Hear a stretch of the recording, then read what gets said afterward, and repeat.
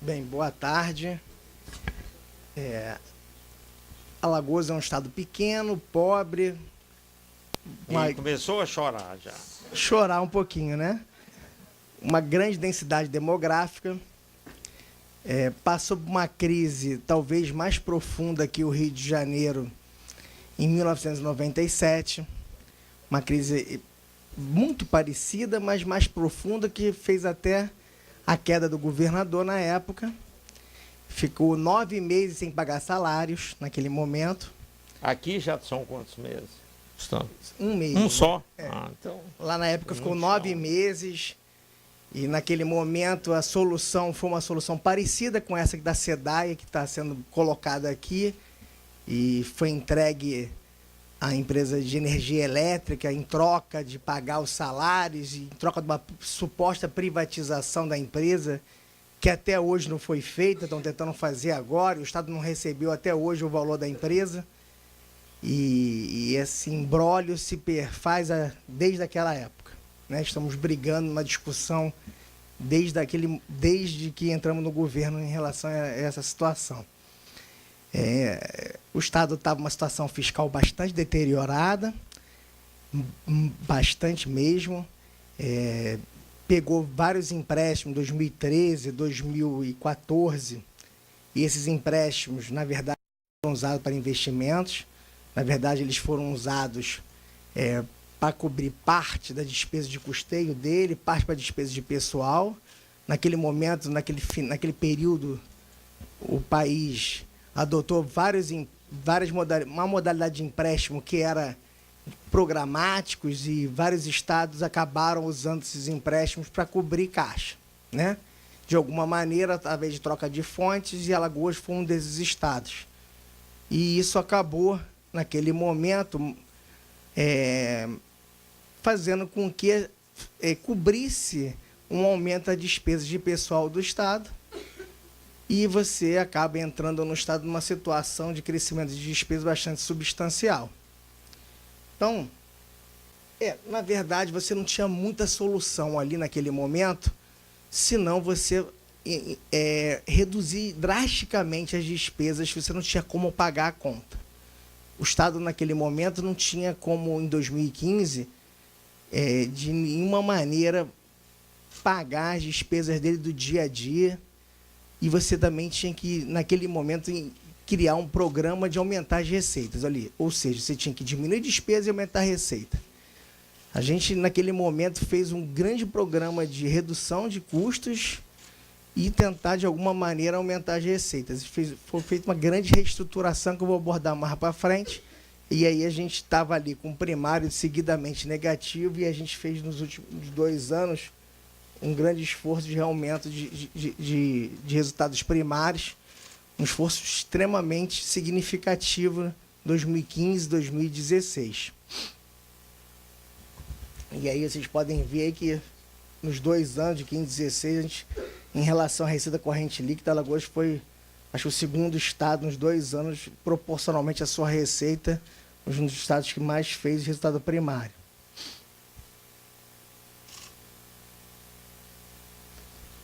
Também em relação à despesa de pessoal, a gente também herdou ali um aumento da Polícia Militar, que teve que cumprir, teve que renegociar esse aumento, renegociando ali em 2015 para 3, 4 parcelas, que foi até o final de 2016. Não demos aumento em 2016, e como a maioria dos estados também não deram. Até agora a gente não decidiu se vai dar em 2017, mas estamos segurando lá. Sofremos pressão, como a maioria está sofrendo, principalmente dos policiais militares, né? Então, eles têm se organizado nacionalmente, então isso tem sido bastante difícil, essa situação. Mas com isso a gente conseguiu, pegamos o estado estourado, o limite da LRF em pessoal, principalmente porque as receitas, e porque a gente não deu aumento, a gente conseguiu se reenquadrar dentro do limite da despesa de pessoal, inclusive saímos até do prudencial. Tem aí uma distorção um pouquinho, porque no final do ano passado a gente recebeu de recurso da repatriação, que não é o índice correto nosso. A gente estaria dentro do limite prudencial, se você desconsiderar a receita da repatriação que entrou no final do ano passado.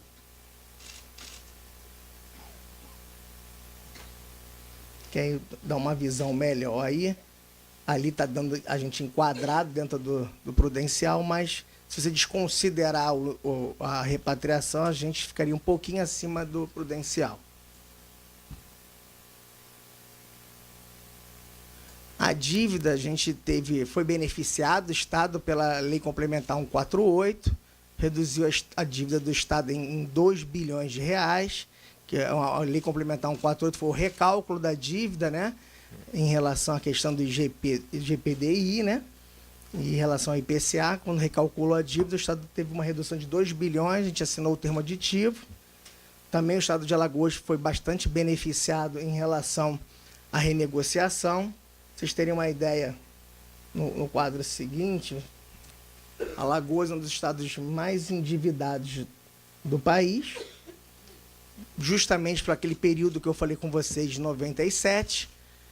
Alagoas sozinho deve mais que todos os estados do Nordeste em relação à União, em relação à sua receita corrente líquida, aí é o quinto estado, né? Segundo, terceiro, quarto, quinto estado em dívida, né, do país. Isso dá um peso significativo de serviço.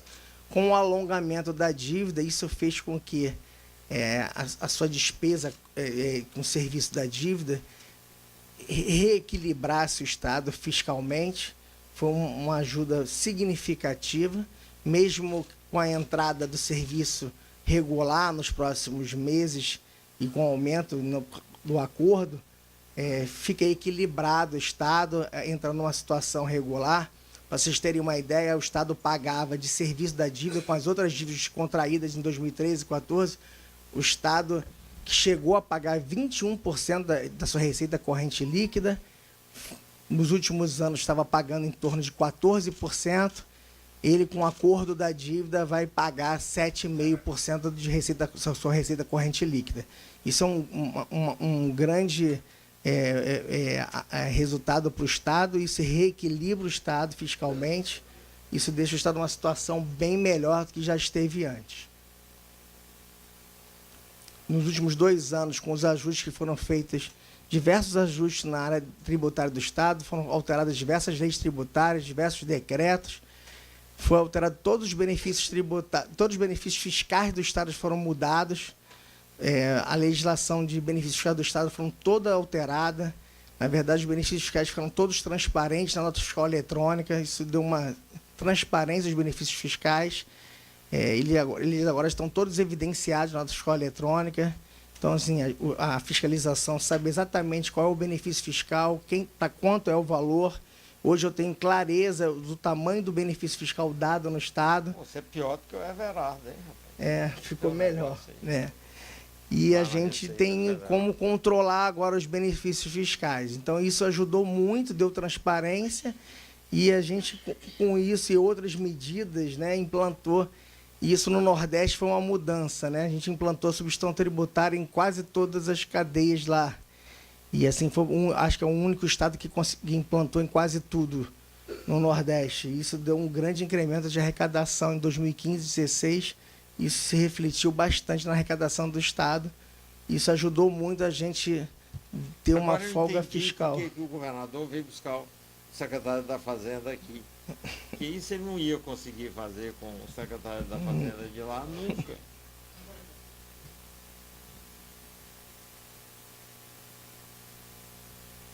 Isso aí é uma formulinha do resultado primário, né, em relação de 2015 e 2016, uma continha relativa, colocando a gente aí numa boa posição.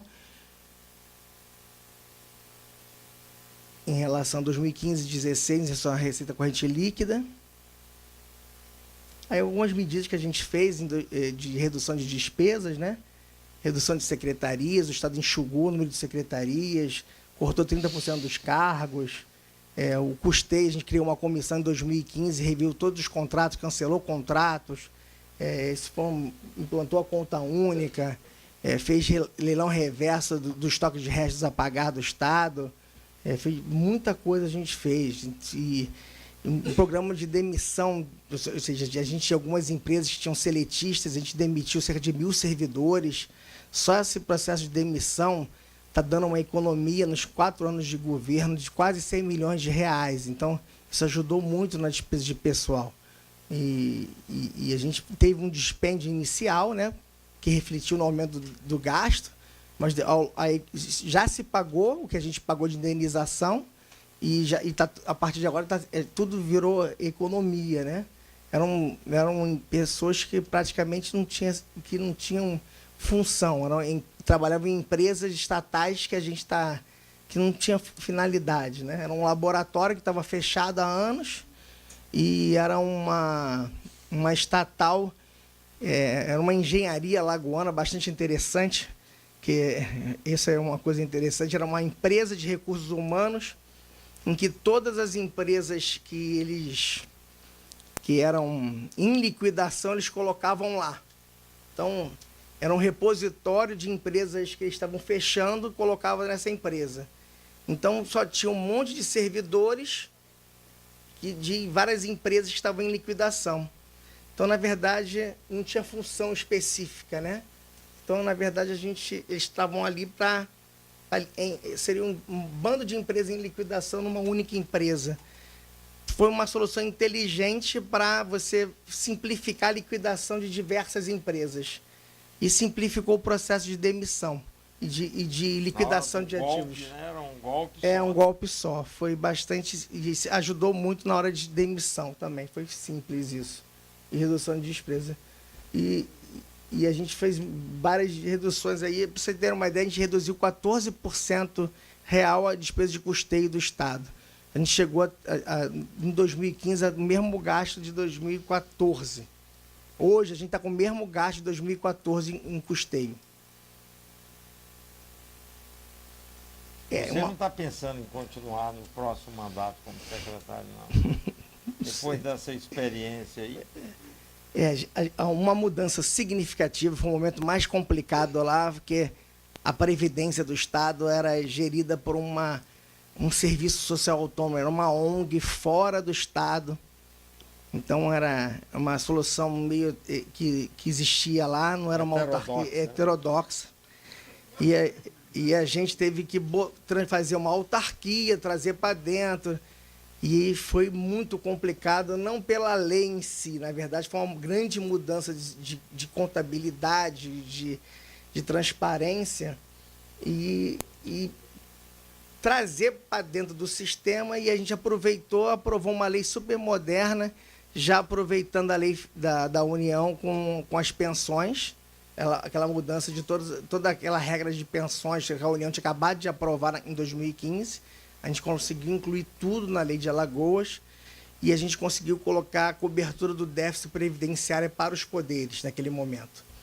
Então, eu achava que ia ser difícil, acho que os poderes nem se deram conta disso, a gente colocou lá. Então, hoje os poderes pagam a cobertura do seu próprio déficit dentro do 10º deles. Isso para a gente deu uma grande economia para a gente e isso foi um grande ajuste para a gente, no caso de economia para o Estado, o Poder Executivo.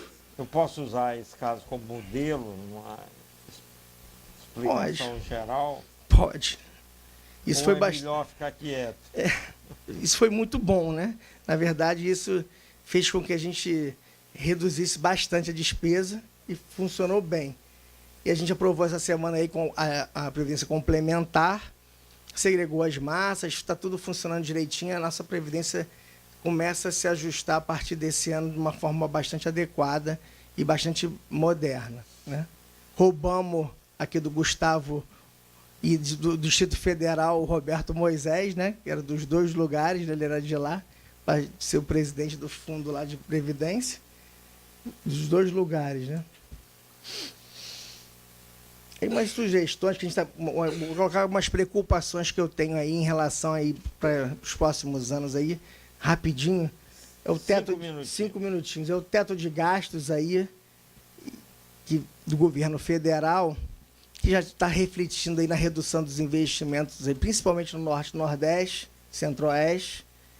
Essa crise fiscal, ou seja, a União em relação às transferências voluntárias, né? Ou seja, Basicamente, o volume de recursos que a União está disponibilizando para os convênios federais reduziu drasticamente e provavelmente, conforme for a reforma da Previdência, isso vai se refletir ainda mais na redução desses investimentos, desses convênios, né?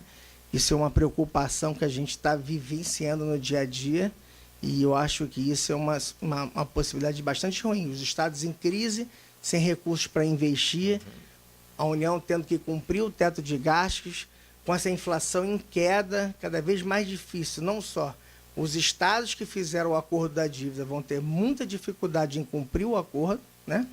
Porque com a inflação de 4% para esse ano, perspectiva para o ano que vem em redução, né? Cumprir aquele teto de custeio, professor, vai ser extremamente difícil cumprir, né? Porque qualquer folha, se você não fizer nada, cresce 2%.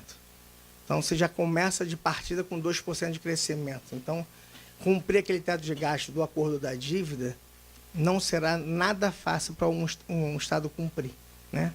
Então, você tem aquele teto do Estado para cumprir. Quanto é o teto? O teto é a inflação. E a União também tem um teto. É o mesmo, só que a União ainda tem um ajuste em cima do investimento.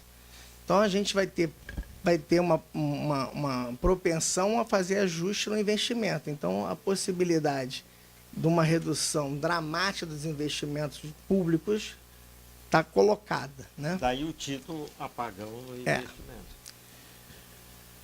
Coloquei algumas coisas para a gente pensar um pouquinho, essa questão das PPPs e concessões, a melhoria das garantias jurídicas, né? Acho que tem que se colocado um pouquinho essas questões, da gente pensar um pouquinho, né? Há muita discussão em relação a isso. Eu tive um problema enorme aí, recente agora, da minha procuradoria, em relação a usar o FPE no fluxo para garantir PPP. Uma discussão de quase um ano lá, e agora eu consegui destravar isso. Assim, é muito importante para os estados que têm FPE poder usar o FPE como garantia de PPP. Eu acho que isso vai ajudar. A Bahia tem feito isso já há algum tempo. Eu acho que é muito importante para poder usar o fluxo do FPE para garantir PPP e concessão. Acho que é uma solução bastante inteligente que a Bahia vem fazendo já há bastante tempo.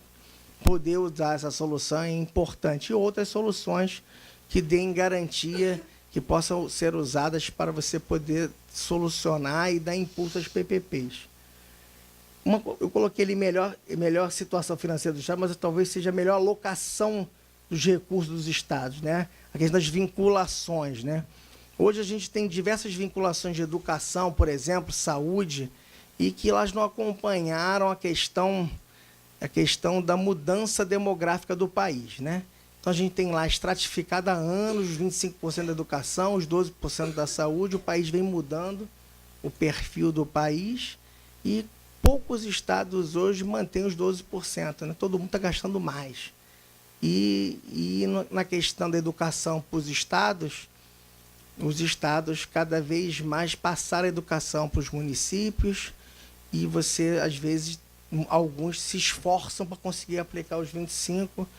E por que isso? Porque há um entendimento em alguns tribunais de conta que você não pode contar os gastos com inativos na educação. Isso é um problema que nós estamos vivendo hoje, que você tem que manter a paridade dos ativos e inativos e, ao mesmo tempo, você tem que passar toda parte das despesas para os municípios, né? Então, e aí, junto com o do Fundeb. Então, assim, essa discussão tem que ser colocada porque você tem cada vez menos alunos nas redes estaduais. Isso toda a rede pública estadual está acontecendo isso no país todo. Ao mesmo tempo, a população envelhecendo, eu tenho que colocar mais recursos na saúde. E aí o Zé Afonso colocou isso, Brasília colocou isso, todo mundo colocou aqui. No final não fecha 100%, fecha mais de 100%. Então, assim, um dos problemas que eu acho que nós temos que colocar são as vinculações. E as questões das vinculações, um dos grandes problemas é essa questão de não poder usar nos aposentados, na educação e da saúde, essas vinculações. Ou os percentuais, eu não sei, alguma coisa tem que ser discutida sem hipocrisia, vamos ter que botar isso na mesa, colocar essa discussão de alguma maneira, tem que ser colocada, porque a conta acaba não fechando. Então, a gente tem que pensar, é 25%, não é 25%, é 12%, não é 12%, o que pode ser colocado, porque no final a gente não vai ter dinheiro para pagar.